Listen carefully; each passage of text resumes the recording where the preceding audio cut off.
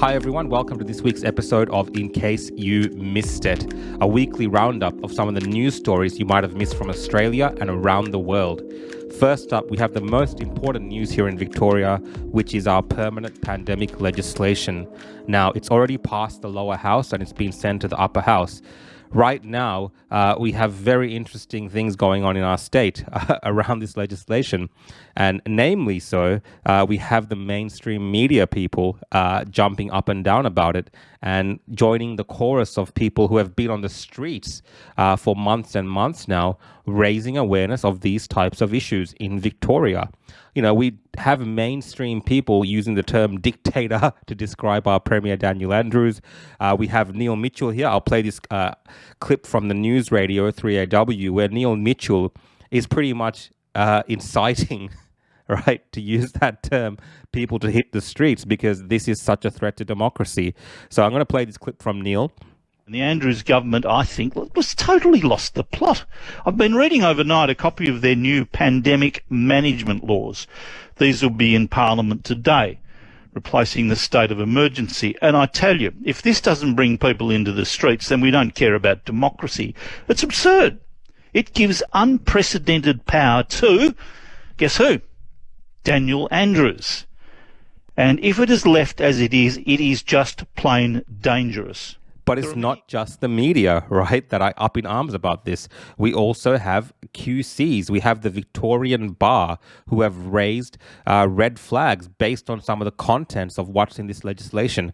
Now, there's a letter going around that they've published in The Age. I'm going to link to this letter so you could all share it around and have a read of it if you haven't seen it already. I'm going to read two sections from this letter just to give you an idea of the contents of what's in here. And again, it's very important to note that this is written by some of our top QCs in our state. So it's not the people who are cast as the fringe dwellers of society out on the streets protesting against Daniel Andrews. No, this has gone to the very top now, and everyone is concerned about the contents of this bill. Everyone, of course, except Daniel Andrews and his supporters in the upper house, it seems. It looks like this bill has support from Fiona Patten from the Reason Party, Samantha Rutnam from the Greens, and also Andy Medic from the Animal Justice Party. So he's got his little crew together, and it is very close to having, I guess, it already almost has the numbers to be passed unless we have members of the Labour Party and these so-called, independent-style politicians there, Fiona Patten and Samantha Rutnam from the Greens, for instance, actually take seriously some of the things that have been said by these QCs and many other commentators, because it looks like a lot of these issues have not been considered. So let me read from this letter.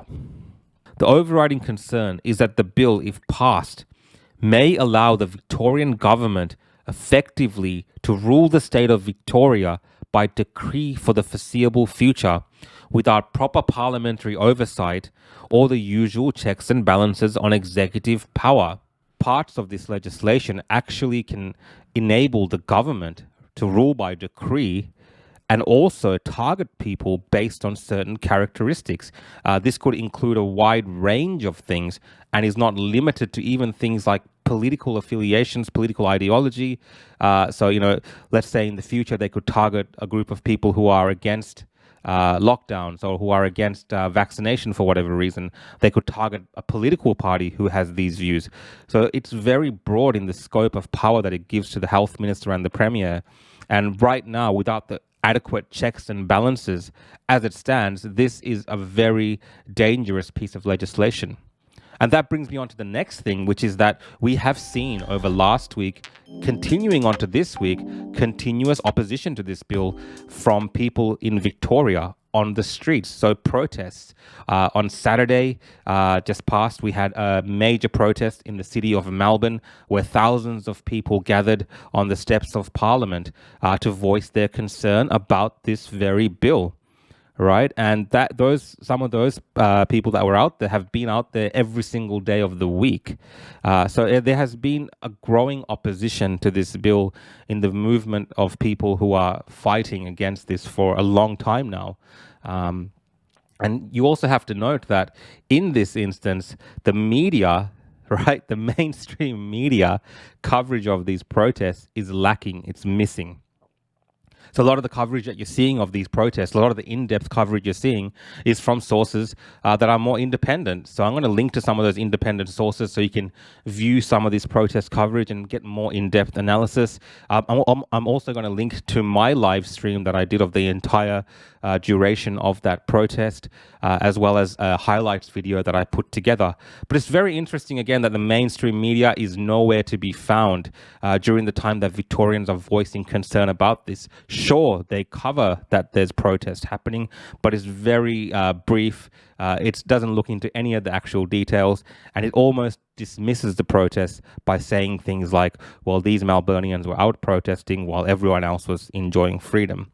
I think they're downplaying the significance of what is happening, because at this protest, for instance, there was an ex-policeman that spoke, right, about his experience in the police force and about this legislation and the dangers of some of these things which are happening.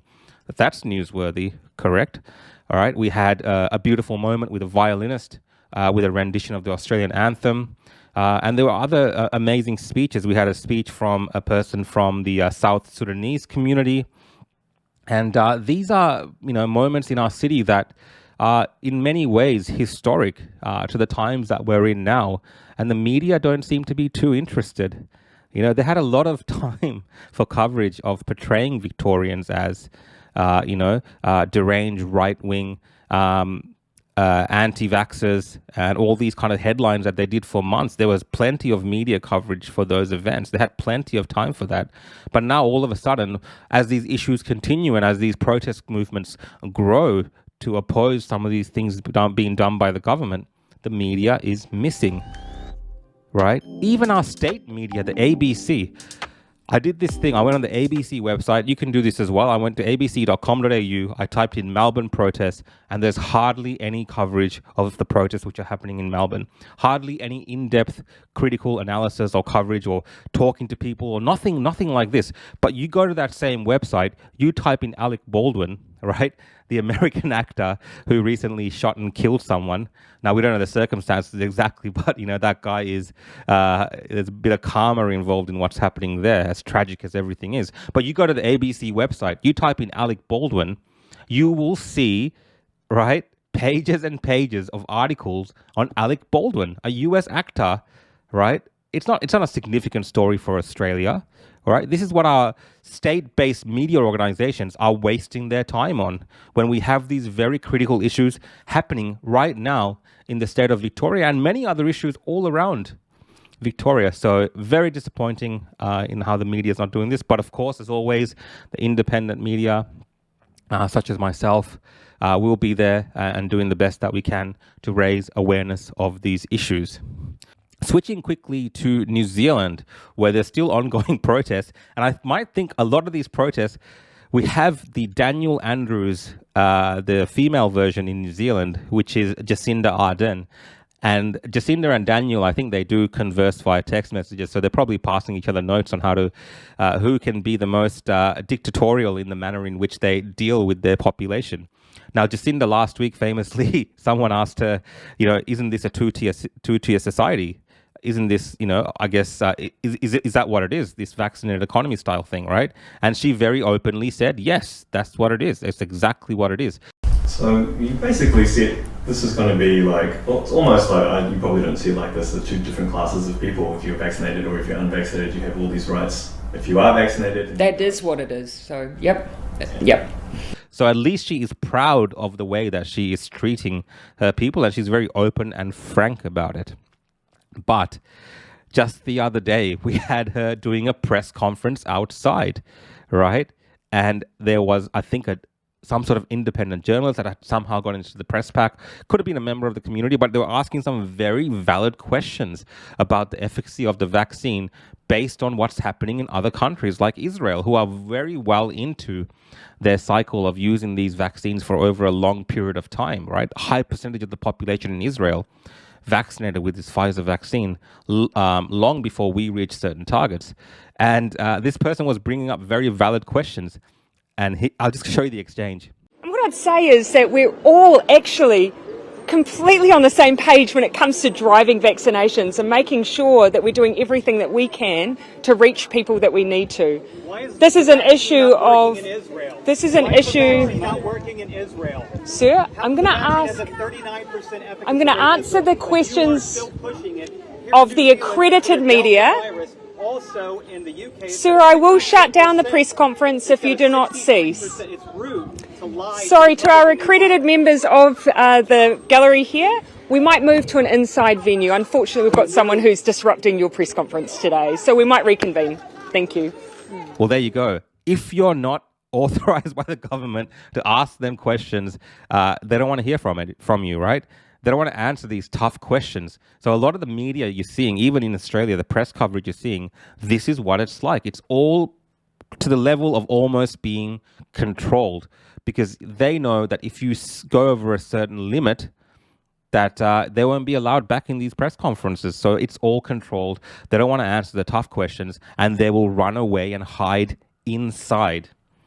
And take it for what it is, but this is Jacinda Arden at her very best, and she is not as savvy as Daniel at hiding the dictatorial nature of what they're doing. She's very out there in the open, and she runs away and scatters. Very weak, in my opinion. Now, we also have the COP event going on overseas in Europe to do with climate change. And ScoMo's there, all the world leaders are there. And it's very interesting, some of the things which are happening there. I'm not going to go into too much detail because we'll see how everything eventuates at the end of all this. But, there was a big push to get ScoMo there, and, he went, right? But since going there, he's been embroiled in some other nonsense with the French Prime Minister there, Macron. Now, the French are very angry that the Australians did not go into the submarine deal with them, and Macron had this to say about ScoMo. I have a lot of respect for your country. I have a lot of respect and a lot of friendship for your people. I just say when we have respect, you have to be true and you have to behave in line and consistently with this value. Do you think he lied to you? I don't think. I know. And, it blew up here. Twitter blew up. All the media blew up. ScoMo's a liar. He's lying to Macron, blah, blah, blah. But what you got to understand is when you're doing these kind of defense deals, why would you, if you use logic, why would you tell other countries that you're negotiating these other terms potentially with other nations? Like, there is scope to negotiate certain deals with other countries as well, and you pick what's best in your national interest. So all this whining about the French aren't happy and all this kind of stuff, well, they can suck it up. The French are notorious for being sooks, right? The French, I'm pretty sure, in like the 70s or 80s, were blowing up doing nuclear tests just off the waters in Australia, and they did not give a crap what anyone said. All the objections and stuff, they didn't care. They did whatever they thought was best in their national interest. And we should also do the same. So I don't understand this criticism of ScoMo for doing what's best in the national interest, and the portrayal of ScoMo as a liar. As unhappy as I am with some of the things which are happening in this country that ScoMo is directly responsible for. For instance, not reining in the state premiers around these vaccine mandate issues, and his complicity, right? His culpability in Victorians and Australians and everyone kind of losing their job just for not going along with these things. I think, that he'll always be remembered for these type of things. But lying to Macron, it's not even a lie. They're just doing what's strategically best for them to do. But also at COP, we have Greta's there. She's there sooking about things as well. She's there protesting outside. And I'm saying sooking because even though these activists want the world leaders to get together and talk about these things, now they're not happy that they're there in that forum talking about it amongst themselves. They also want to be involved in these discussions. And because they're largely excluded from these discussions, they're outside there saying that whatever they're saying inside is blah, blah, blah, and they want action. Change is not going to come from inside there. That is not leadership. This is leadership. Yeah! This is what leadership looks like. We say no more blah, blah, blah. No more exploitation of people and nature and the planet. No more exploitation. No more blah, blah, blah. for the first time, I have to agree with Greta. Whatever they are saying inside those walls is blah, blah, blah. But that's just how it is, right? Because if you look at Biden's motorcade, let's have a look at Biden's motorcade.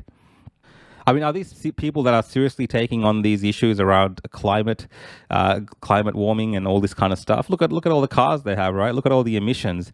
And what about these private jets they all have there going? I think this is an authentic picture, and it makes sense that they all flew there in their private aircrafts, right? But the funniest so far, I think, of all the things that are happening at COP is this old senile man called Joe Biden, FJB, falling asleep. Now, imagine Donald Trump fell asleep, right, during one of these climate talks when he was the president, right? Imagine the hysteria, right? But now the media hysteria is the fact that people are too focused on the fact that Biden caught some shut-eye, right? They're making all sorts of excuses for him closing his eyes for a little bit. They're saying he might be jet-lagged, poor guy, all this kind of stuff, right? But it's so funny. Actually, let's go back to the protests, right? If we remember the protests over the last few months in Melbourne, we had the police commissioner, we had the media, we had the premier framing these protests as angry men, right? Angry young men going to fight with the police. And that's why you're seeing these ugly scenes between the police and the public, right? Because these were violent people, most likely influenced by right-wing groups, right? We had Bill Shorten famously call him baby Neo, that word. And, this was the way that it was framed. But all of a sudden, those protests that are happening in Melbourne right now, with these same people that have been coming to these other protests, somehow they're all peaceful. How did that happen? How did they become peaceful all of a sudden? It makes no sense. Like, why did these people just stop wanting to recruit people for the right wing? Why did they just want to stop fighting with the police all of a sudden? It doesn't make sense, right? No, it doesn't. But we have the new protesters, which is the climate protesters who have been activated. All the protesters who are now going out there because the government has allowed them to protest, right? And what are they doing? What are these young men doing? Let's have a look. Well, there you go. These angry young men are burning the Australian flag. Now, can you imagine if some of these anti-mandate people marching against Daniel Andrews were burning Australian flags? What the coverage would be like? I mean, we had sensational coverage when people were at the shrine just protesting for their rights and freedoms, and then they were shot at by the police when they ran off. Right? Can you imagine these same people then burning the flag? What would have been said? But of course, when the cause is correct, in this case, climate change, and talking about what's happening at COP, and they want more awareness, then burning the flag of Australia, burning this symbol, is completely fine. Using flares like this is completely safe and fine. So this is kind of where we're at. So we should maybe look into these young angry men, right? Maybe the Greens can look into why these people are being radicalized in this manner. Because once you go from flag burning, where else can you go? It's very dangerous stuff. Are they being recruited by certain fringe domestic terrorist elements? Who knows? What we do know is they're definitely burning the Australian flag. Also, if you missed last week, we had the Victorian government pretty much come out and say that they'll no longer be reporting on the vaccination status of people that die from COVID-19, right? All of a sudden, they've been reporting these numbers for months and months, but now it's, we can't give you those numbers anymore. And that was on the day that 25 people died, supposedly of COVID-19. And then do you have an understanding of how many or percentage of those who passed away were vaccinated or unvaccinated? Yeah, so those data are available, but we're not going to be reporting on that. Right, so no more will they give you the details, whether between vaccination status, whether they're vaccinated or unvaccinated. And, it tells you that, one of the things that I've been talking about in the past with breakthrough cases, once you have a major portion of the population vaccinated, the deaths that you're going to see are going to be within the vaccinated population in the percentages, right? More people that are vaccinated will most likely show up in the numbers of those that die. And that's because despite the government the way that the government sold this to people very strongly, that, this is going to be a pandemic of the unvaccinated. What happens then is, when the numbers start to change, that messaging can no longer be proven correct once they start giving you the facts, right? And this all ties into the booster regime, because today, 2 doses, you're fully vaxxed, right? But down the track, you're going to have 3 doses to be fully vaccinated to participate in the vaccinated economy. And maybe then they'll bring up these kind of stats again, right? Maybe then they'll say those that are dying are not fully vaccinated. But what you got to watch out for, right? What you got to watch out for then is, what they're saying is those that are dying have only had 2 shots. And they'll tell you that you need to have 3 shots to decrease your chances of being hospitalized or dying from this virus. And that's how potentially they'll sell you the next booster shot. So for now, because they've achieved their goals, they don't want to talk about these kind of numbers anymore, right? But in the future, they might bring it up again. And in the UK, we're having this study right now, which goes to some of what's happening here, right? Because they had a year-long study that was discussed in Bloomberg and in the BBC article here, where it showed you that whether you're vaccinated or unvaccinated in a household, the transmission of the virus is practically the same. There's no real difference at all. So it doesn't make a difference for the transmissibility of the virus. And that kind of just breaks this narrative that we're being sold about how we're protecting the community through vaccination status, right? Because we're making people discriminate against other unvaccinated, but they have almost the same amount of chance to transmit the virus, either or. So I'm going to link to these articles from the BBC and from Bloomberg discussing this. And I think this goes to some of the concerns that politicians have now in how to navigate the waters around this issue.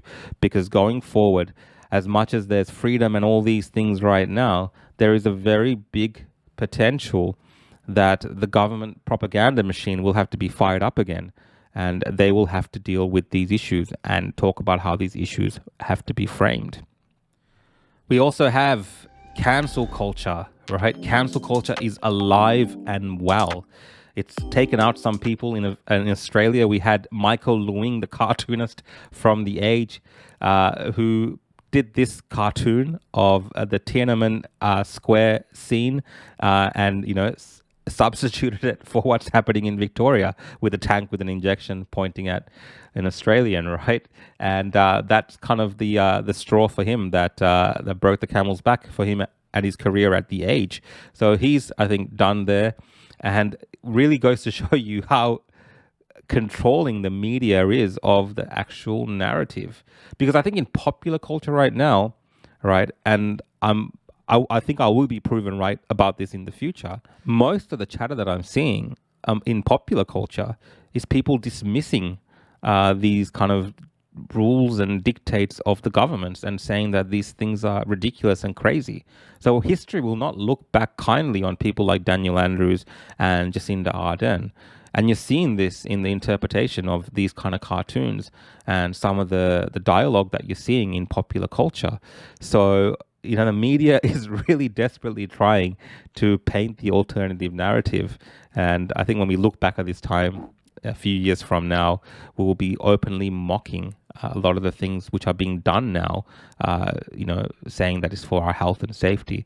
A lot of it will be ridiculed in the future because it looks like it was all over the top and really ridiculous. And the cost of it probably was not worth it after all. Let's see.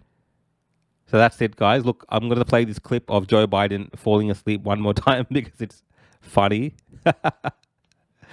And look, thanks for joining me for this week's episode of In Case You Missed It. There is an audio podcast available where I discuss some topics which I actually didn't discuss in this video at longer length. There's some longer form interviews as well.